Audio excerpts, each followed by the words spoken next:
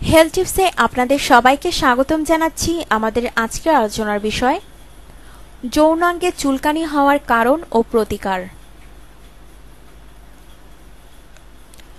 যৌনাঙ্গে চুলকানি হওয়া কখনোই সেক্স করতে চাওয়ার পূর্ব লক্ষণ না, এটি একটি অসুখ। অনেকের মাঝে এই ভ্রান্ত ধারণাটি আছে যে যৌনাঙ্গে চুলকানি বিশেষ করে মেয়েদের হওয়ার মানে সেক্স করতে চাওয়া, কিন্তু এটি কখনোই সত্য না। শারীরিক মিলনে আগ্রহী হওয়ার অন্য ধরনের লক্ষণ দেখা যায়, যেমন যৌনাঙ্গ গরম হয়ে যাওয়া ও ফুলে যাওয়া, শারীরিকভাবে উত্তেজনা অনুভব করা, যৌনাঙ্গে চুলকানি হওয়া না। আসুন জেনে নেই যৌনাঙ্গে চুলকানি হওয়ার কারণ ও প্রতিকার সম্পর্কে।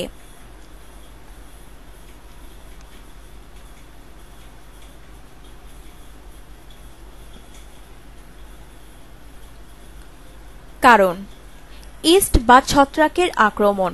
এটি যৌনাঙ্গের চুলকানি হওয়ার অন্যতম কারণ।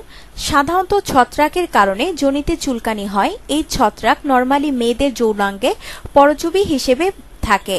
কিছু উপকারী ব্যাকটেরিয়া এই ছত্রাকের বংশবিস্তারকে নিয়ন্ত্রণে রাখে, কিন্তু অ্যান্টিবায়োটিক খেলে, গর্ভাবস্থায় দুশ্চিন্তাগ্রস্ত থাকলে, হরমোনাল ইমব্যালেন্স থাকলে ও খাদ্য অভ্যাসের কারণে এই উপকারী ব্যাকটেরিয়া মরে যায়। ফলে ইস্টগুলো তাদের জন্মের জন্য অনুকূল পরিবেশ পায়। এর কারণে যোনিতে ইনফেকশন হয়।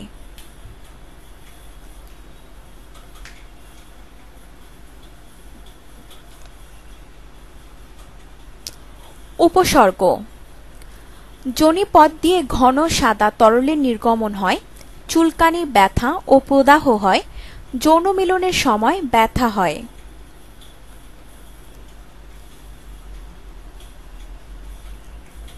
ব্যাকটেরিয়াল ভ্যাজাইনোসিসের সংক্রমণ। এটি ভ্যাজাইনা বা যোনিতে চুলকানি হওয়ার অন্যতম কারণ। যোনিতে নরমালি কিছু ব্যাকটেরিয়া থাকে। যখন কোনো কারণে এই ব্যাকটেরিয়াগুলোর অনেক বেশি বংশবিস্তার ঘটে, তখন যোনিতে ইনফেকশন হয়।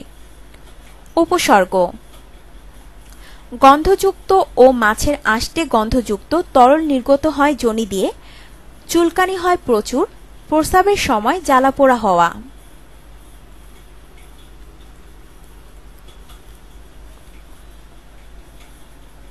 ট্রাইকোমোনিয়াসিসের আক্রমণ। এটি একটি প্যারাসাইট। এটির আক্রমণে যোনিতে চুলকানি হয়। উপসর্গ: হলুদ সবুজ রঙের ও খুব তীব্র বাজে গন্ধযুক্ত স্রাব হয়, তলপেটে ব্যথা হয়, যোনিতে চুলকানি হয়।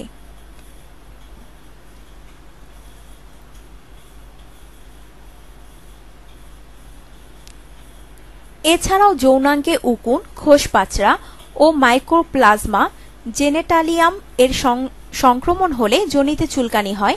কিছু সেক্সুয়ালি ট্রান্সমিটেড ডিজিজ যেমন সিফিলিস, গনোরিয়া, এইডস ইত্যাদি কারণে যৌনাঙ্গে ইচিং বা চুলকানি হতে পারে। বিভিন্ন বিরক্তিকর পদার্থ যেমন বিভিন্ন ডিটারজেন্ট, কেমিক্যাল, সুগন্ধিযুক্ত সাবান, রংওয়ালা tissue paper, feminine hygienic spray, douche ব্যবহার করলে যোনিতে চুলকানি হতে পারে।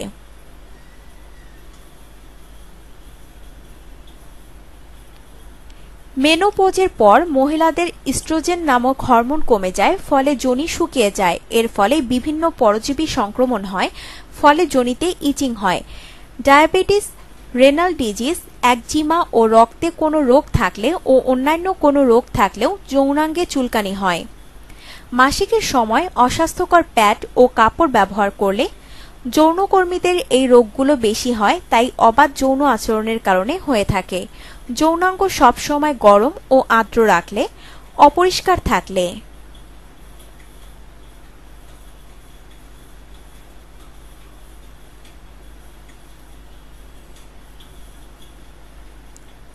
প্রতিকার: ছত্রাকের সংক্রমণ হলে অ্যান্টিফাঙ্গাল ওষুধ খেতে হয় 3 থেকে 5 দিন। তবে কিছু ওষুধ একদিনেও কাজ করে, তাই ডোজ ও কতদিন খাবেন তা জানতে ডাক্তারের পরামর্শ নিন। ব্যাকটেরিয়ার সংক্রমণ হলে অ্যান্টিবায়োটিক ড্রাগস খেতে হয়। যে অ্যান্টিবায়োটিকই খান না কেন তা কমপক্ষে 5 থেকে 7 দিন খাবেন।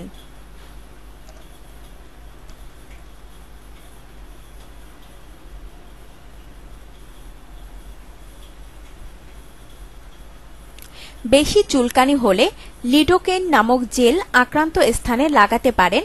এতে সাময়িক আরাম হবে, কিন্তু পুরোপুরি সেরে যাবে না, তাই ডাক্তারকে দেখান। চুলকানি কমানোর জন্য অ্যান্টিহিস্টামিন যেমন খেতে পারেন। এছাড়া প্রদাহ কমাতে স্টেরয়েড ক্রিম ব্যবহার করা যেতে পারে। মেনোপজের পর চুলকানি হলে ইস্ট্রোজেন সাপোজিটরি ব্যবহার করা যেতে পারে। ওষুধ ডোজ ও কতদিন খাবেন তা জানতে ডাক্তারের পরামর্শ নিন।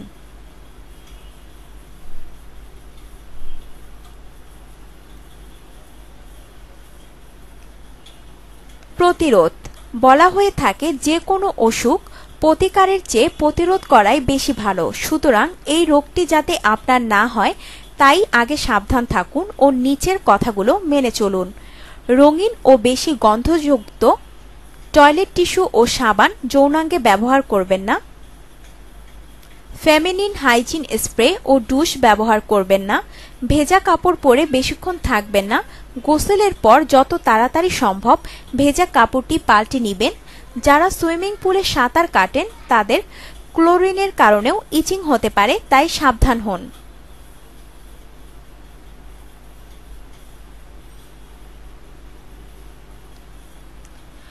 আপনার যৌনাঙ্গ পরিষ্কার রাখুন সব সময়। আর প্রস্রাব বা পায়খানা করার সময় হাত দিয়ে সামনে থেকে পেছনে এই নিয়মে পরিষ্কার করতে হবে। খেয়াল রাখবেন পায়খানার রাস্তার জীবাণু যেন যোনিতে না লাগে। দই খান, এতে ল্যাক্টোবাসিলাস নামক উপকারী ব্যাকটেরিয়া থাকে। সুতির কাপড় দিয়ে তৈরি অন্তবাস বা পেন্টি পরুন। সিনথেটিক পেন্টি পরবেন না। ডায়াবেটিস নিয়ন্ত্রণে রাখুন। ওজন কমান।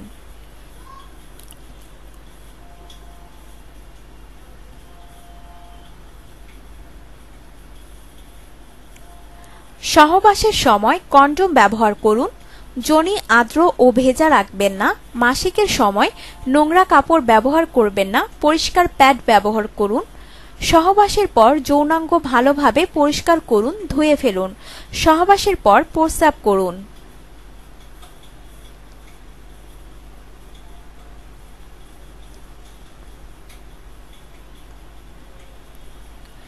একাধিক ব্যক্তির সাথে যৌন সহবাস পরিত্যাগ করুন। নিয়মিত গোসল করুন। এই অসুখটি হলে অবশ্যই একজন গাইনোকোলজিস্ট বা একজন ডার্মাটোলজিস্ট বা চর্মরোগ ও যৌনরোগ বিশেষজ্ঞের কাছে যান। অবহেলা করবেন না বা লজ্জা পাবেন না, কারণ এর ফলে পরবর্তীতে আরও খারাপ কিছু হতে পারে।